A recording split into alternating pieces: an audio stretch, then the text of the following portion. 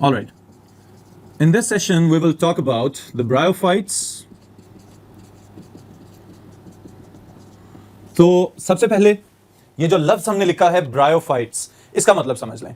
ब्रायो from Brian, okay, और Brian का मतलब होता है मॉसेस, यानी कि वो पौधे जो मैट लाइक अपीयरेंस में आपको नजर आए, खासतौर पे डैम्प और शेडी प्लेसेस में जहां पे नमी ज्यादा हो और कड़क किस्म की धूप ना हो, वहां पे हमें ये बाजुकात कारपेट्स की तरह बिछे हुए नजर आते हैं, पहाड़ों के ऊपर, चट्टानों के ऊपर, नदी नालों के किनारों के ऊपर। तो ये जो वेलवेटी कारपेट बनाएंगे, इनको हम कहते हैं मॉसेस, ओके। और फिर उसके बाद दूसरी टर्म स्टूडेंट्स, ये तो अब तक आपको पता चल चुके होना चाहिए, फाइट्स आर प्लांट्स, ओके। तो इसका मतलब ये है कि the bryophytes are basically the mosses, okay. Mosses एक जनरल हम इसको एक्सप्रेस करने के लिए टर्म यूज करते हैं कि the bryophytes they are mosses, लेकिन जब हम टेक्निकली बात करेंगे मॉसेस की, तो mosses are the plants that are included in musci, alright, और फिर वो प्योर या ट्रू ब्रायोफाइट्स कहलाएंगे। उसके अलावा भी दो क्लासेस हैं जिनको हम अलग-अलग से डिस्कस करेंगे, लेकिन यहां पे हम स्टार्ट करने जा रहे हैं जनरल कैरेक्टरिस्टिक्स। तो वन बाय वन मैं चाहता हूं कि हम इसको एनलिस्ट भी करते जाएं और साथ साथ याद करने के लिहाज से भी इनकी अहमियत का आपको अंदाजा होना चाहिए, alright. So the first point is about these are the first land plants. Alright students, अब इससे क्या मुराद है? साइंसदानों का यह ख्याल है कि इससे पहले एल्जी, स्पेशली ग्रीन एल्जी मौजूद थी जमीन के ऊपर, और वो एक्वेटिक एनवायरनमेंट में, यानी कि पानी में पाए जाने वाले प्लैंक्टन्स को हम कहते हैं, जो काई जमी होती है नॉर्मली किसी भी वाटरी सरफेस के ऊपर। लेकिन जो ये वाले ब्रायोफाइट्स यानी कि प्लांट्स का पहला ग्रुप है, सबसे पहले जमीन के ऊपर इनहेबिटेंट्स के तौर पे इन्होंने रहना शुरू किया। तो इसी चीज को हम यहां पे मेंशन कर लेते हैं। It is believed that bryophytes have evolved from green algae, and themselves bryophytes are the first land plants. All right students, अब ये वाली बात तो हमें समझ में आ गई कि एक्वेटिक एनवायरनमेंट से टेरेस्ट्रियल एनवायरनमेंट में आने के लिए एक लंबा दौरानिया रहा होगा, और उस एवोल्यूशनरी टाइम के दौरान एल्जी अपने आप को मॉडिफाई करती रही और फिर ब्रायोफाइट्स की फॉर्म में जमीन के ऊपर नजर आना शुरू हो गई। फिर उसके बाद यहां पे भी बात खत्म नहीं हुई, बल्कि इसके साथ ही साथ जो चीज हम ऐड करेंगे वो क्या है, अभी भी जो मुस्तकिल हैबिटेट है ब्रायोफाइट्स का, दैट इज मॉइस्ट, ओके। इसको हम अलग से हेडिंग के साथ लिखते हैं, habitat moist, specially damp and shady places, दरख्तों के तनों के ऊपर, नदी नालों की साइड्स के ऊपर, और उसके साथ ही साथ जो पहाड़ और चट्टाने जहां पे नमी और शेड यानी कि तेज धूप मौजूद ना हो, सायादार जगह हो, वहां पे ये ब्रायोफाइट्स उगते हुए आपको नजर आ सकते हैं, ऑलराइट। लेकिन इसके साथ ही साथ स्टूडेंट्स, चूंकि जमीन के ऊपर आ गए तो इनको डिहाइड्रेशन या डेसिकेशन से बचाव के लिए भी कुछ ना कुछ तो करना पड़ेगा, और वो खसूसियत क्या है, दे पोजेस अ क्यूटिकल। इनके पास एक क्यूटिकल मौजूद है। This is a protective layer that is thick and thin in different parts of the plant. All right? अब इससे क्या मुराद है कि प्रोटेक्टिव लेयर तो मौजूद है, लेकिन इसका काम क्या है, डेजिकेशन से और खुश्क होने से इन पौधों को बचाना, ताकि ये ज्यादा देर के लिए सर्वाइव कर सकें। लेकिन इसके साथ ही साथ एक और बहुत इंपॉर्टेंट चीज कि bryophytes are plants, so they are photo autotrophs, okay. इसका मतलब क्या है कि फोटोसिंथेसिस की मदद से अपनी खुराक को तैयार कर रहे हैं, तो इनको एक रॉ न्यूट्रिएंट चाहिए, दैट इज वाटर, और उसके साथ ही साथ बहुत सारे मिनरल्स को भी एब्जॉर्ब करना है इन्होंने जमीन में से। अब एब्जॉर्ब करने के लिए तो इनके पास राइजोइड्स मौजूद हैं, there are root like structures, okay. They are not true roots but they are root like structures. उसके साथ ही साथ अब रूट से अपर एरियल पार्ट्स तक इस खुराक को और पानी को और मिनरल्स को और सॉल्ट्स वगैरह को लेके आने के लिए जो हमारे पास हायर प्लांट्स हमारे इर्द गिर्द मौजूद हैं, they possess xylem and phloem as conducting tissues, but there are no conducting tissues in these plants, that's why they are known as non-vascular plants. All right, students. तो ये एक इंपॉर्टेंट शॉर्ट क्वेश्चन आपके लिए बनेगा, why the bryophytes are known as non-vascular plants. Bryophytes का एक feature है और आपके लिए शॉर्ट क्वेश्चन है। Bryophytes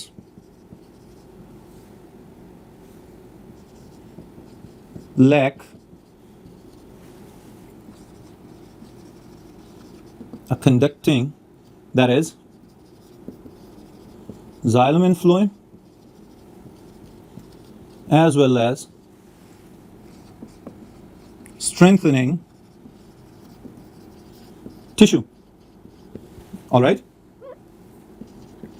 इनके पास कोई इस तरह का टिश्यू मौजूद नहीं है कि जो नमकियात और पानी को जमीन में से एब्जॉर्ब होने के बाद अपर पार्ट्स तक लेके जाए, या फिर ऐसा हो कि इनके सॉफ्ट प्लांट पार्ट्स को वुडी या स्ट्रॉन्ग पार्ट्स में कन्वर्ट कर दे. Alright, so that's why they are generally known as the non vascular plants. Okay, और इनके लिए एक और टर्म भी स्टूडेंट्स याद आप रखेंगे, दैट इज थैलोफाइट्स. ओके, और थैलोफाइट्स क्यों कहते हैं इनको? Because they have a thallus like body. और थैलस क्या चीज है? It is another short question, इसको मैं यहां पे डिफाइन कर रहा हूं. What is thallus? The plant body that cannot be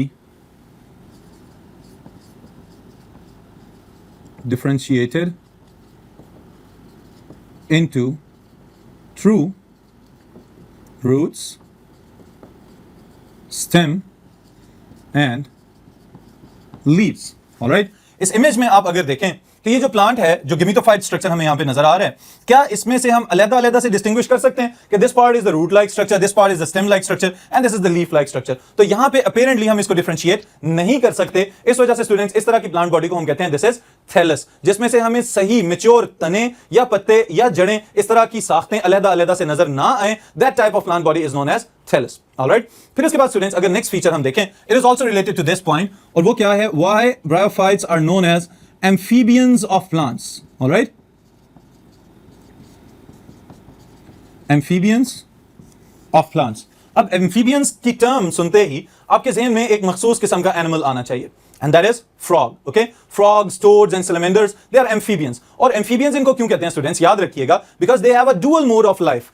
या तो ये पानी में पाए जाते हैं या फिर ये खुश्की पे पाए जाते हैं, लेकिन इसमें खास बात ये है कि they are strictly exclusively dependent on water for their reproduction. Alright, तो प्लांट्स के अंदर भी जो ब्रायोफाइट्स हैं, आप देखें जितने भी फीचर्स हम लिख रहे हैं, आगाज हमने हेबिराइट से किया, और जहां पे ये पौधे रह रहे हैं मॉइस्चर से ज्यादा दूर या ज्यादा खुश्क जगहों पे सर्वाइव नहीं कर सकते. तो इसकी वजह क्या है? They are dependent upon water for their reproduction. Alright, तो यही चीज है जो इनको प्लांट्स में एम्फीबियस या एम्फीबियंस ऑफ द प्लांट्स का दर्जा दिला रही है. तो इस पॉइंट को हम यहां पे मेंशन करते हैं. The plants that live around aquatic environment and depend on water for their reproduction, especially sexual reproduction.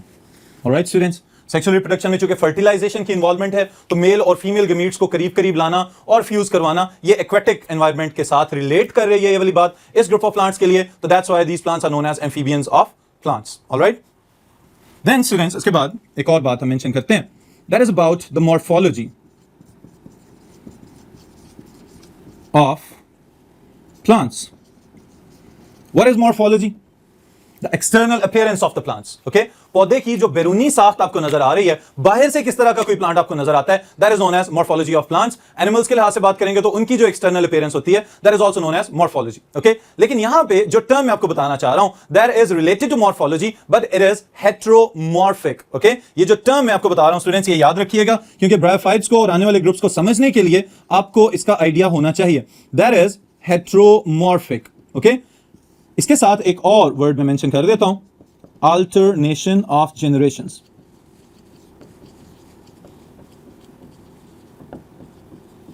Alright students, अब देखें heteromorphic, hetero different, Morphy morphology से निकला है शेप्स. कोई भी ऐसा लिविंग ऑर्गेनिज्म जिसकी लाइफ के अंदर अलग-अलग शक्लों वाली फेजेस या स्टेजेस मौजूद हों, उसको हम कहेंगे दिस इज हेट्रोमॉर्फिक. ओके, और आगे हमने एक और टर्म इसी को एक्सप्लेन करने के लिए लगा दी है, that is alternation of generation. इसका मतलब क्या है? एक जनरेशन की शक्ल एक तरह की रहेगी और दूसरी जनरेशन की शक्ल दूसरी तरह की होगी, और इन दोनों जनरेशन की खसूसियात एक दूसरे से मुख्तलिफ होंगी, but to accomplish one life cycle, one living organism has to go through all the stages of these changes. All right? अब स्टूडेंट्स याद रखिएगा कि यहां पे हम ये जो टर्म यूज कर रहे हैं alternation of generations, ये किस वजह से यूज कर रहे हैं? Because in bryophytes they have two different types of generations. एक जनरेशन जिसको हम कहते हैं gametophyte generation.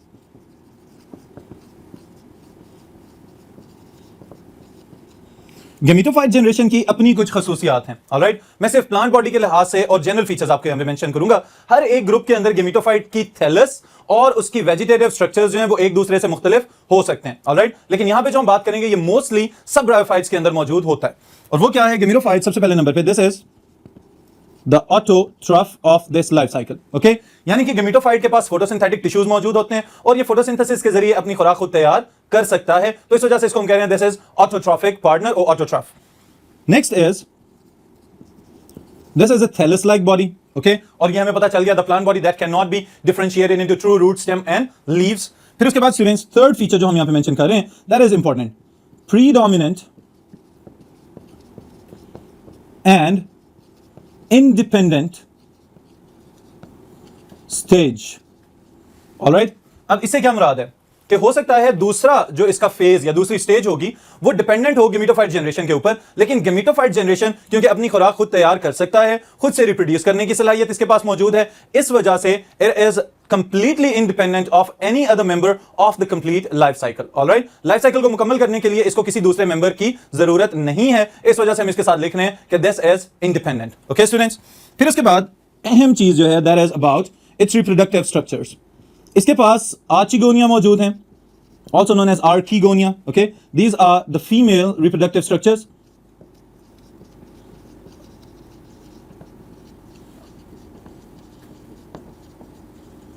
Then are antheridia,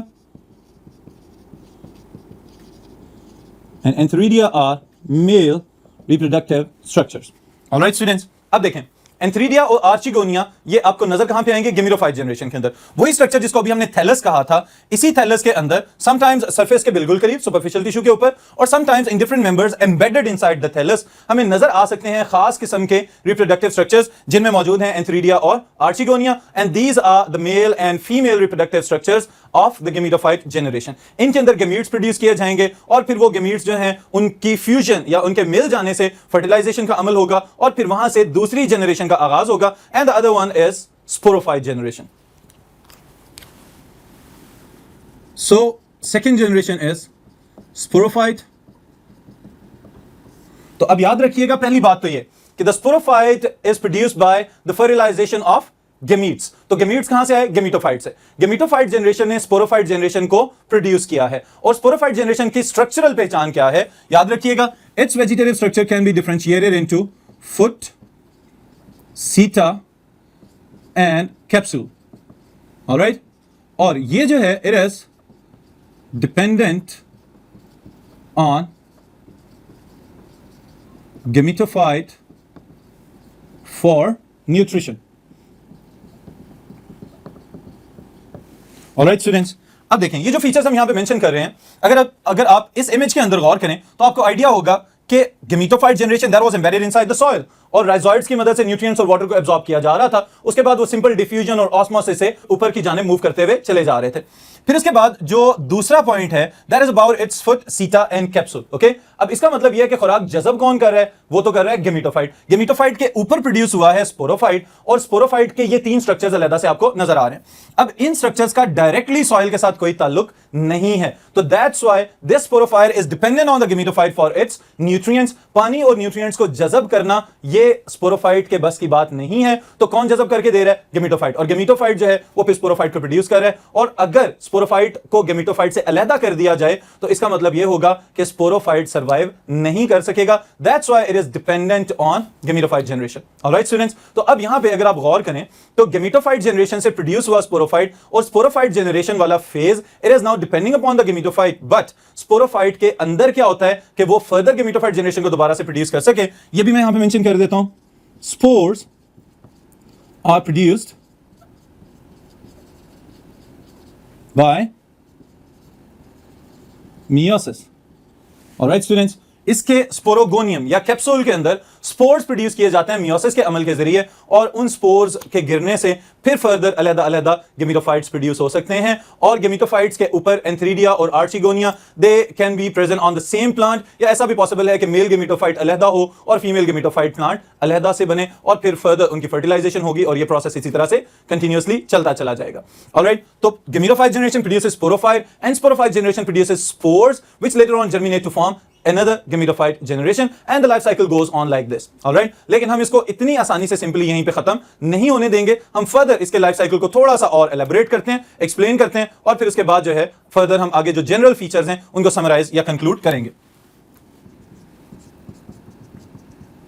life cycle of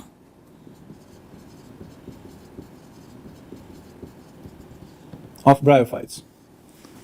ji students, अब इस लाइफ साइकिल के अंदर मैं चाह रहा हूं कि हम इस सारी चीज को बड़े गौर से समझ लें कि स्टेप बाय स्टेप ये सारे प्रोसेसेस कैसे मुकम्मल किए जाते हैं। ओके, ऑलराइट, ओके स्टूडेंट्स, अब देखिएगा कि समझने के एतबार से सबसे पहले नंबर पे मैं ये चाहता हूं कि आप गेमेटोफाइट और स्पोरोफाइट जनरेशन का जेनेटिक मेकअप के लिहाज से एक पॉइंट याद रखें। The sporophyte generation is the diploid generation, okay, जिसको हम 2n के साथ मेंशन करते हैं, and gametophyte generation is the haploid generation, जिसको हम खाली सिंगल n के साथ मेंशन करेंगे। ऑलराइट, तो सबसे पहले नंबर पे आपने अपने ज़हन में ये बात रख लेनी है। अब हमने जो कि ये कहा था कि द गेमेटोफाइट इज इंडिपेंडेंट, तो यहां पे हम गेमेटोफाइट से अपने लाइफ साइकिल का स्टार्ट करने जा रहे हैं। ऑलराइट स्टूडेंट्स, याद रखिएगा, the gametophyte body is thallus like body, और इस थैलस लाइक बॉडी के अंदर हमें यह पता चलता है कि इसके अंदर एक ही जगह पे भी मेल और फीमेल रिप्रोडक्टिव स्ट्रक्चर्स हो सकते हैं, और ये पॉसिबिलिटी है कि सेम प्लांट की डिफरेंट ब्रांचेस के ऊपर मेल और female reproductive structures, the male are antheridia, the female reproductive structures are archegonia, okay, produce किए जा सकते हैं। अगेन रिपीट कर रहा हूं मैं ये वाली बात आपके लिए कि पॉसिबल है कि एक ही थैलस के ऊपर दोनों रिप्रोडक्टिव स्ट्रक्चर्स मौजूद हों, और ये भी पॉसिबिलिटी है कि अलग-अलग प्लांट्स के ऊपर मेल और फीमेल रिप्रोडक्टिव स्ट्रक्चर्स मौजूद हों, और कुछ मेंबर्स के अंदर ये भी देखा गया है कि एक ही प्लांट की डिफरेंट ब्रांचेस के ऊपर मेल और फीमेल रिप्रोडक्टिव स्ट्रक्चर्स मौजूद हो सकते हैं। ऑलराइट स्टूडेंट्स, तो ये बात सबसे अहम है यहां पे याद रखने के लिहाज से। ऑलराइट, अब देखें, इस प्लांट के अंदर हमें नजर आ रहा है कि एक ही थैलस के ऊपर मेल और फीमेल रिप्रोडक्टिव स्ट्रक्चर्स अगर मौजूद हैं, तो इससे क्या होगा कि फर्टिलाइजेशन के लिए या सेक्सुअल रिप्रोडक्शन के लिए सहूलत हो जाएगी। But in the other case, अगर ऐसा हो कि प्लांट के अंदर मेल रिप्रोडक्टिव स्ट्रक्चर्स एक अलहदा प्लांट के अंदर मौजूद हैं और जो फीमेल रिप्रोडक्टिव स्ट्रक्चर्स हैं वो किसी दूसरे प्लांट के अंदर मौजूद हैं, तो now they require water for their reproduction. Alright, इनको फर्टिलाइजेशन के लिए पानी की जरूरत है, और पानी की जरूरत है रिप्रोडक्शन के लिए, तो इसी वजह से हमने इनको कहा था amphibians of the plants. Alright students, अब देखें जी क्या होगा कि the male reproductive structure it produces numerous, बहुत ज्यादा तादाद में एंथीरोजॉइड्स यानी कि मेल स्पर्म्स प्रोड्यूस कर रहा है, और चूंकि गेमेटोफाइट खुद हैप्लॉइड था तो माइटोसिस के जरिए स्पर्म्स प्रोड्यूस किए जा रहे हैं, and these sperms are also haploid. Okay, फिर उसके बाद दूसरी तरफ देखें तो inside the female reproductive structure वहां पे एक ही नॉन मोटाइल एग प्रोड्यूस किया जा रहा है, that is present at the base of its archegonium. Okay, इसके अंदर जो इसका नेक और वेंटर वाला रीजन मौजूद है, उसमें स्टूडेंट्स याद रखिएगा जो बेस वाला पार्ट है that is known as venter, और वहां पे आपको उस सोलन रीजन के अंदर एक अकेला एग नजर आएगा और वो हरकत नहीं कर सकता, it will remain fixed on its position. Okay, फिर उसके बाद दूसरी तरफ देखें तो एंथीरोजॉइड्स जो हैं they are produced within the cells. Okay, लेकिन अब सवाल ये पैदा होता है how the antherozoids will be attracted towards the archegonium. तो यहां पे एक बहुत इंपॉर्टेंट बात आ रही है स्टूडेंट्स, जो आप याद रखेंगे, एंथेरिडिया और आर्चिगोनिया ये स्टीराइल सेल्स का एक कवर होता है, उसके साथ प्रोटेक्ट किए गए होते हैं ताकि इर्द गिर्द के एनवायरमेंटल कंडीशंस या कोई और पोल्यूटेंट वगैरह इनको मुतासिर ना कर सके। लेकिन इस केस में थोड़ा सा काम डिफरेंट होगा, क्योंकि अब आर्चिगोनियम या फीमेल गेमेटोफाइट खुद से चाह रहा है कि स्पर्म्स को अपनी तरफ अट्रैक्ट किया जाए, तो it will release a specific chemical combination, और इसको हम कहते हैं अट्रैक्टेंट फॉर द एंथीरोजॉइड्स। ओके, अब जैसे ये अट्रैक्टेंट पानी में रिलीज किया जाएगा तो एंथीरोजॉइड्स ऑटोमेटिकली मूव करना शुरू हो जाएंगे टुवर्ड्स द आर्चिगोनियम। अब यहां पे एक अहम बात है कि जो अगर रेन स्प्लैशेस वगैरह मौजूद हों तो रेन स्प्लैशेस जो हैं वो डिस्पर्सल ऑफ द एंथीरोजॉइड्स के प्रोसेस को और तेज कर देते हैं कि एंथीरोजॉइड्स ज्यादा दूर तक और ज्यादा जल्दी बिखर सकें। ऑलराइट, अब क्या होगा, antherozoids they will travel to the archegonium, और फिर उसके नेक में से होते हुए बेस तक पहुंचेंगे, जो सबसे पहले स्पर्म और एंथीरोजॉइड मिल जाएगा जाके एग के साथ। जैसे ही वो फ्यूज होगा तो फौरन फर्टिलाइजेशन का प्रोसेस मुकम्मल कर दिया जाएगा। Now it is a zygote. Alright, याद रखने वाली बात यह है कि the sperm was haploid, it is dragged towards the archegonium chemotactically. Alright, एक टर्म है जिसको हम कहते हैं कीमोटैक्सिस। कीमोटैक्सिस का मतलब क्या होता है, if a living organism move towards the chemical stimulus, okay, और अगर उसकी जानिब मूव करके जा रहा है तो उसको हम कहेंगे पॉजिटिव कीमोटैक्सिस, अगर उससे अवे मूव करके जा रहा है, किसी और डायरेक्शन में निकल गया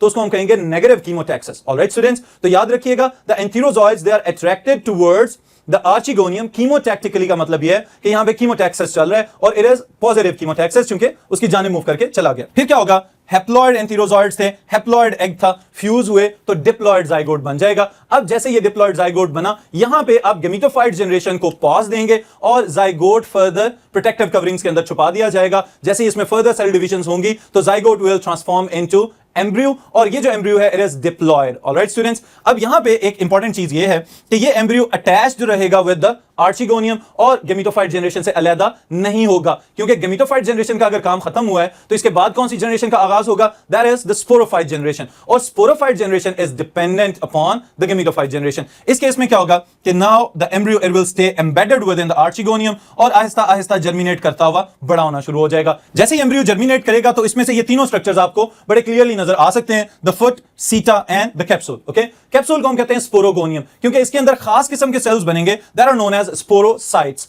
अब ये स्पोरोसाइट्स फर्दर स्टूडेंट्स इनके अंदर मियोसिस का प्रोसेस हो जाएगा क्योंकि अभी तक ये डिप्लॉयड हैं, और जैसे ही मियोसिस होगी तो हम कहेंगे रिडक्शन डिवीजन हो गई है। One cell will divide into 4 और फिर genetic material it will reduce to half. इसकी वजह से क्या होगा, जो स्पोर्स पैदा किए जा रहे हैं दे आर हैप्लॉइड, और उन हैप्लॉइड स्पोर्स को further maturity of the capsule के बाद उसके ऊपर लिड एक ढकना लगा होता है, वो अलहदा होता है, अपर्चर बनेगा, एक स्लिट बनेगी and the spores they will be dispersed. अगर उनको गिरते साथ ही फेवरेबल कंडीशंस मिलेंगी तो जैसे ही वो गिरेंगे उनमें से फिर फर्दर गेमेटोफाइट्स ग्रो करना शुरू हो जाएंगे। Now again from the beginning the gametophyte generation produced the sporophyte generation, तो हम ये भी कह सकते हैं कि gametophyte haploid generation produced the sporophyte diploid generation, और वो सारी की सारी स्टेजेस ऑफ डिविजन और डेवलपमेंट है वो सारी दरमियान में आ रही हैं, लेकिन गेमेटोफाइट से स्पोरोफाइट का बनना और स्पोरोफाइट से दोबारा गेमेटोफाइट का बन जाना, this process is known as alternation of generation. Alright students, इसके साथ ही साथ एक ये जो स्केच आपको यहां पे मैं दिखाना चाह रहा हूं, ये भी याद रखिएगा कि अलहदा से अगर आपको शॉर्ट क्वेश्चन में आ जाए